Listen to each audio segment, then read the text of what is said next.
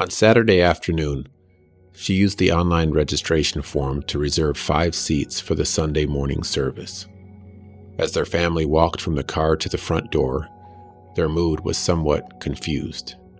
Let's call it hopeful melancholy. Entering the sanctuary, they experienced the comfort of familiar things, just as they hoped they would. Unfortunately, it didn't take long before the familiar was overshadowed by the unfamiliar. The folding chairs were spaced 6 feet apart from each other, and even after the people were gathered together, the atmosphere was still a smidge flat. Then the singing started. The songs were the same familiar songs they loved to sing, but the sound was unfamiliar. It was the sound of muffled voices through pale blue masks. And everyone was wearing them. Or, I should say, almost everyone. As I reflect on the summer and fall of 2020, I'm reminded of a prayer by Arthur Bennett called The Valley of Vision. In it, there's a line that goes, "Lord, in the daytime stars can be seen from deepest wells, and the deeper the wells, the brighter thy stars shine." Something about that line captures the essence of COVID and the church. If COVID was anything, it was a deep well, a pit. The question is, which of thy stars shined brightest? The answer to that question has many sides, but I believe 2 stars shone more brightly than the rest: justice and mercy. There's a famous passage in the 6th chapter of Micah. The context of the chapter centers on the people of Israel and their covenant relationship with God. First, in verses 3 through 5, God reminds Israel of his faithfulness and how he has blessed them. In verses 6 through 8, the Israelites respond by asking how they can please God, and God answers by telling them what he requires of them. Finally, in verses 9 through 16, Micah warns Israel of the consequences they will face because of their ongoing sin. Having quickly covered the background context, we can now consider Micah 6:8 within its theological context. That is, the broader theological framework that applies to all people, everywhere, across every generation. In simplest terms, God requires us to reflect his character because we are created in his image. This truth is rooted in the creation story. In the beginning, God made man in his own image and likeness. The question is, which of God's attributes are highlighted in this passage? Verse 8 makes it clear: his justice and his mercy. Justice involves doing what is right in accordance with God's standards. The kind of mercy referred to in this passage is not distant or impersonal, like a judge handing down a lenient sentence to a guilty person. Rather, it conveys extraordinary kindness and compassion, especially toward those in need. This is what God requires of us. It's a high bar, to say the least. Even though God is speaking to the Israelites in this passage, he uses a phrase that addresses humanity as a whole. That is, O mortal. This choice of words emphasizes that God's righteous standard is not limited to Israel. It applies to all people, because all people are made in his image. Perhaps the Christian life is best described as a humble walk with God, where acting justly and loving mercy outline what it means to walk humbly. I'm convinced that this single verse, Micah chapter 6, verse 8, reveals the cause of division within evangelical churches during COVID, as well as what continues to divide the church today. Micah 6, verse 8 says, "He has shown you, O mortal, what is good. And what does the Lord require of you? To act justly, and to love mercy, and to walk humbly with your God." I recently ran into someone I hadn't seen in a while. Back during COVID, her family was attending the same church as mine. As we were catching up, she shared her family's experience of returning to in-person worship after the church reopened.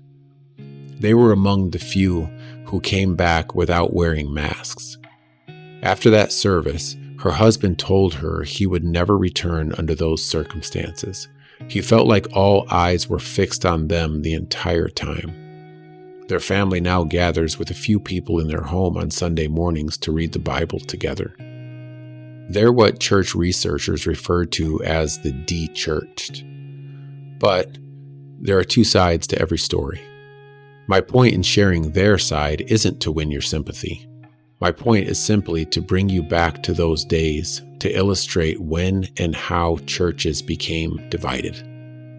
On one side of the line, Christians argued that not only was not gathering unacceptable, but that gathering with our faces masked was a blatant denial of two important principles of our faith. First, masks were seen as an unnecessary hindrance to Christian fellowship. And second, mask mandates were viewed as a potential violation of individual liberty of conscience.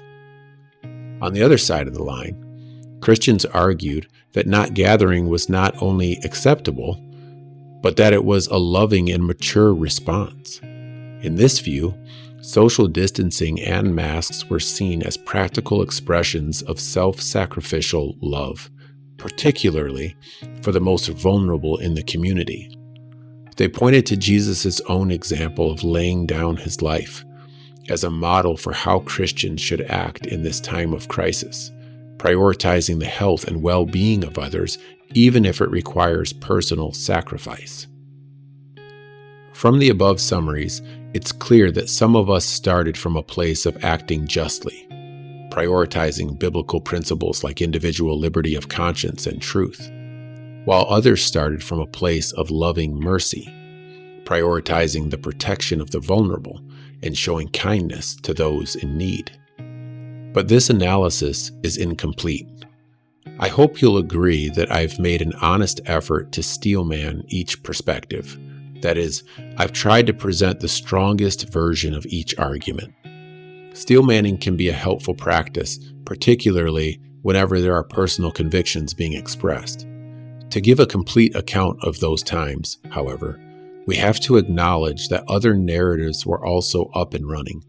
For example, some who started from a place of acting justly believed that mask wearing exposed a lack of faith in God's ability to protect them from the virus. On the other side, some who supported social distancing and masks did so, at least in part, because they were gripped by a fear of death. Add to that, some of the, quote, love mercy people emphasized the biblical imperative to obey governing authorities, who were urging us to stay home and stay safe. Meanwhile, some of the, quote, act justly people countered that Christians are called to obey governing authorities only to the extent that such authorities do not command what God forbids or forbid what God commands. And yet, those who will walk humbly with God must act justly and love mercy. My first seminary class was The Pastor and the Public Square, taught by Tom Askell, the pastor of Grace Baptist Church in Cape Coral, Florida, and president of Founders Ministries and the Institute of Public Theology. During the course, Dr. Askell introduced us to an important concept, one that transcends the COVID discussion and speaks to any culturally charged issue. He taught us to make a distinction between accommodation and compromise. Compromise is, quote, the sacrificing of principles for the sake of gaining what is judged to be a greater good.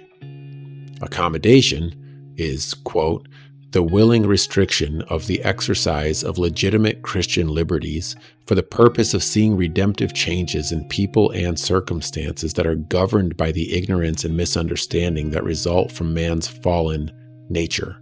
In his short booklet called The Necessity of Accommodation and the Danger of Compromise in the Life and Ministry of the Church, Askell presents two maxims to live by.